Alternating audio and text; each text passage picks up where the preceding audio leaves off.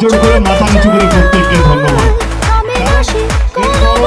বিশ্বাস করুন 2 মিনিট পরে থাকা যায় না, সেখানে আপনারা ঘন্টার পর ঘন্টা সকালে তাড়াতাড়ি উঠে অনেকেই তাতে রান্না করে চারদিকে রান্না করে এসেছেন এক ঝলক দেবকে দেখার জন্য বা দলকে জেতানোর জন্য। তার জন্য মন থেকে আপনাদের সকলকে ধন্যবাদ।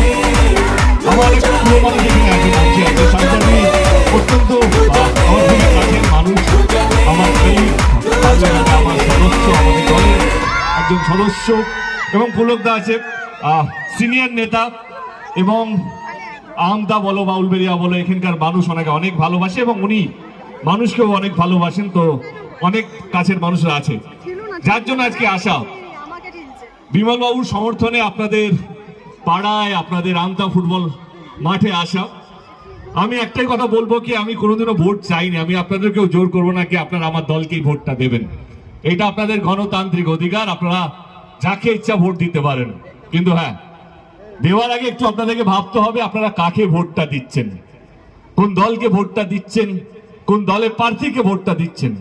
তারা কি আপনাদের সঙ্গে ছিল, তারা কি আপনাদের সঙ্গে আছে, তারা কি জেতার পর আপনাদের সঙ্গে থাকবে? এই প্রশ্নগুলো আপনাদেরকে করতে হবে নিজেকে, তবেই কি উত্তরগুলো পাবেন।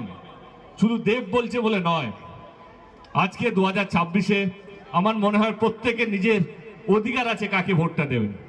আমি তৃণমূল কংগ্রেসের সাংসদ গত 12 বছর ধরে, আমি আজ অবধি আমার কটা ইলেকশন, 2014 থেকে ইলেকশনের প্রচার করছি, 2014, 16, 2019, 2021, 2024, এটা 2026।